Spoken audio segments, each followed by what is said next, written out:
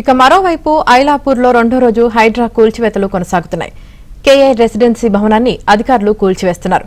చుట్టుపక్కల నివాస ప్రాంతాలు ఉండడంతో హైడ్రా అధికారులు జాగ్రత్తలు పాటిస్తూ కూల్చివేతలు చేస్తున్నారు. ఇప్పటికే ఇల్లు కట్టుకున్న వారిని మినహాయించి మిగిలిన ప్రభుత్వ భూమిని హైడ్రా కాపాడింది. దాదాపు 861 ఎకరాల భూమికి ఫెన్సింగ్ వేశారు. ఈ భూమి విలువ 15,000 కోట్లకు పైగా ఉంటుందని అంచనా.